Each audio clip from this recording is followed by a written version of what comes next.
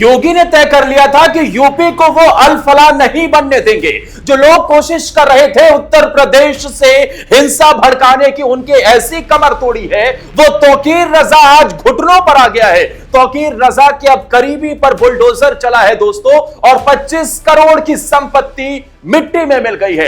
उत्तर प्रदेश की दो बड़ी खबर मैं आपको बताता हूं, और यह बड़ी खबर जानने के बाद आप कहेंगे कि बाबा एक बार फिर से ऐसे एक्शन में है कि उन्होंने लखनऊ से बैठकर पूरे यूपी को हिला दिया है। दोस्तों, आपको याद होगा जब अल फलाह का यूनिवर्सिटी का केस आया था तो सबकी निगाहें योगी की तरफ जा टिकी थी कि अगर उत्तर प्रदेश के मुख्यमंत्री अगर फरीदाबाद में होते, योगी जी जैसा नेता होता, तो शायद अल फलाह यूनिवर्सिटी जमींदोज हो गई होती, वो मलबे में तब्दील हो गई होती। हर कोई जानता है कि बाबा का एक्शन किस तरीके से है, लेकिन दोस्तों बाबा शांत नहीं बैठे। उत्तर प्रदेश में एटीएस ने मदरसों पर बड़ी कार्रवाई की है। पूरे प्रदेश के अंदर एक बार फिर से मदरसों को पॉइंट आउट किया जा रहा है, उनकी जांच हो रही है।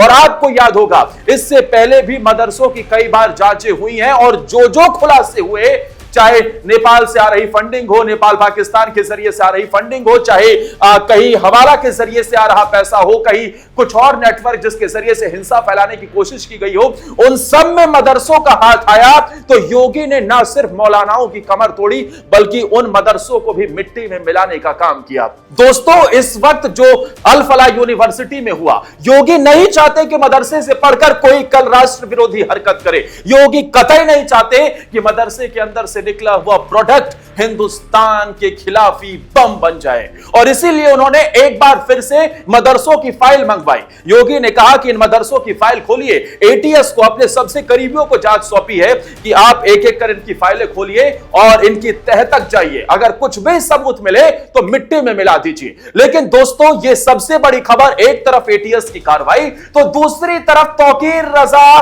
को अभी भी योगी नामो निशान मिटाने पे जुटे हुए हैं। तौकीर रजा वही है जो बरेली हिंसा का मास्टरमाइंड है। जो लोग नहीं जानते उन्हें मैं बता देता हूं, तौकीर रजा वही है जिसके इशारे पर कभी बरेली में उसकी बिना मर्जी के एक पत्ता तक नहीं हिलता था। अरे उसका स्टारडम ऐसा था कि अखिलेश से लेकर मायावती उसे स्पेशल फ्लाइट से भेजा करते थे, उसके लिए ताम झाम के इंतजाम हुआ करते थे। मायावती ने एक दिन के लिए उसे जेल में क्या डाल दिया, अगले दिन मायावती के मंत्री स्पेशल चार्टर्ड विमान से आते हैं उसे माला पहनाने के लिए, उसे रिसीव करने के लिए। वही अखिलेश राज्य में तो उसे मंत्री तक का दर्जा दे दिया गया था, उसके पास सारी सुविधाएं थी, प्रोटोकॉल था, लाओ लश्कर के साथ चलता था। यह तौकीर रजा की हैसियत थी। लेकिन योगी ने क्या किया, योगी ने उसी तौकीर रजा को आसमान से उठाकर जमीन पर ऐसा पटका कि एक एक उसके गुर्गों की हालत खराब हो गई है। दोस्तों, इसके पीछे की जद थी 26 सितंबर की हिंसा, जिसमें तौकीर रजा का नाम था,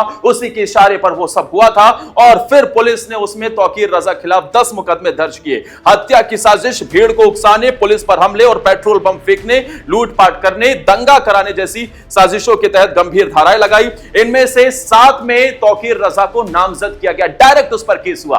तो तौकीर रजा पर तो केस चल ही रहे हैं, वो जेल में बंद है। कभी जो राजा हुआ करता था, आज वो अपने रहम की भीख मांग रहा है, जेल के अंदर बैठा हुआ है। लेकिन दूसरी तरफ उसके करीबियों पर कार्रवाई हुई है। दोस्तों, इन तस्वीरों को देखिए, यह है बरेली के जगतपुर में बनी मार्केट, जिसकी कीमत 5 करोड़ है। एक आलीशान मार्केट इन्होंने अवैध तरीके से बनाई थी, और अब इसमें वहां की कार्रवाई हुई है नगर निगम की तरफ से, और 5 करोड़ के इस मार्केट को पल भर में धूल में बदल दिया गया।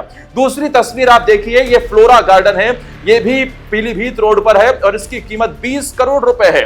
20 करोड़ रुपए का ये जो संपत्ति है, ये मैरिज गार्डन, इससे भी जमींदोज कर दिया गया है। दोस्तों, बरेली हिंसा के आरोपी तौकीर रजा के करीबियों की संपत्ति पर यह बुलडोजर कार्रवाई हुई है। अब जरा इसे समझिए, जब से अल फलाह यूनिवर्सिटी का केस निकलकर सामने आया है, योगी और ज्यादा चौकन्ने हो गए हैं। योगी ने हाई लेवल मीटिंग लेते हुए लखनऊ से यह साफ कर दिया कि इन मौलानाओं के, क्योंकि जब मदरसों पर कार्रवाई की बात हुई तो कुछ मौलाना फड़फड़ाने लगे, उनके पंख निकलने लगे, तभी योगी ने साफ कर दिया कि पहले तो इन मदरसों की पूरी कुंडली निकाल कर लाइए, जहां जहां गलती है वहां वहां इनकी गलतियों को आप बताना नहीं है, सुधारना नहीं है, डायरेक्ट कार्रवाई कीजिए, क्योंकि इन्होंने बहुत पैसा खाया है सरकार से भी, और जिस तरीके से इन्होंने काम किया उसे लेकर आप डायरेक्ट कार्रवाई कीजिए। दूसरा, योगी ने कहा ये जो मौलाना फड़फड़ा रहे हैं ना, इनके भी पंख काटने का काम कीजिए। अल फलाह यूनिवर्सिटी उत्तर प्रदेश में नहीं बनेगी। ऐसी यूनिवर्सिटी जहां का पैसा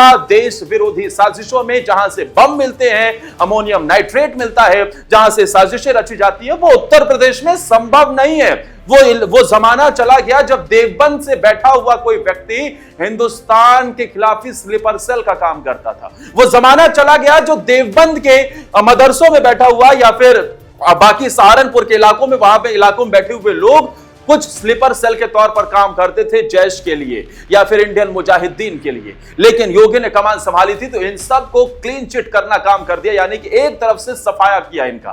अब तौकीर रजा के ऊपर एक तरफ उसके संपत्तियों पर कार्रवाई हो रही है, उसके करीबियों पर, दूसरी तरफ एटीएस की कार्रवाई पूरे प्रदेश में चल रही है। मदरसों को एक एक कर चिन्हित किया जा रहा है और 25 करोड़ की संपत्ति तौकीर का जो खास कहा जाने वाला आरिफ है उसे जमींदोज किया गया है। बरेली विकास प्राधिकरण की कार्रवाई हुई, चारों तरफ बैरिकेडिंग की गई, 100 से ज्यादा पुलिसकर्मी मौजूद थे और यह कार्रवाई एक बड़ी नजीर पेश करेगी कि उत्तर प्रदेश में योगी आदित्यनाथ कानून से कोई भी वहां कॉम्प्रोमाइज नहीं करते हैं और जिसने कानून तोड़ा है उसे ऐसे ही सबक मिलेगा। दूसरी तरफ जो कार्रवाई मदरसों को लेकर हो रही है उससे कुछ मौलाना घबरा भी गए हैं क्योंकि उनकी परतें खुलने वाली हैं।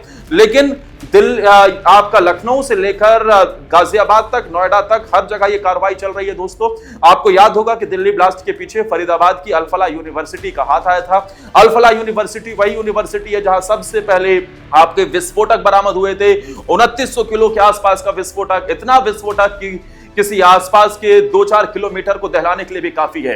लेकिन जैसे ही वो खबर निकली उसके बाद कार्रवाइयां शुरू हुई, कार्रवाइयों की परत राज्य दर राज्य पहुंची। लखनऊ से भी शाहीन नाम की एक महिला डॉक्टर गिरफ्तार हुई जो इस पूरे नेक्सस को ऑपरेट करने का काम कर रही थी। जैश ए मोहम्मद के इशारे पर, उसकी बहन के इशारे पर यहां वो एक महिला विंग बनाना चाह रही थी। उसके मंसूबों पर पानी फेरा गया। फिर उसके बाद उत्तर प्रदेश में और कई गिरफ्तारियां हुई। आपको याद होगा सहारनपुर में एक डॉक्टर जो कि दिन में मरीजों का इलाज करता और रात में वही देश के विरोधी काम करने का काम करता। इसे ही देखते हुए Jammu Kashmir police, Uttar Pradesh police, Haryana police, ये सब एक साथ मिलकर काम कर रही हैं। फिर उसी दौरान दिल्ली ब्लास्ट हुआ और उसे ही देखते हुए उत्तर प्रदेश में योगी आदित्यनाथ की सरकार ने कह दिया कि इन्हें उखाड़ फेंकना है। हम उत्तर प्रदेश के अंदर ऐसा कोई व्यक्ति जन्म नहीं लेना चाहिए, ना इस तरीके से बनना चाहिए जो कल को हिंदुस्तान के खिलाफ ही साजिशें रचे, और इसी वजह से कार्रवाइयां देखने को मिली। दोस्तों, उत्तर प्रदेश में हो रही इन दो बड़ी कार्रवाइयों पर आप क्या कहना चाहेंगे? मदरसों पर हो रही कार्रवाई को योगी जी के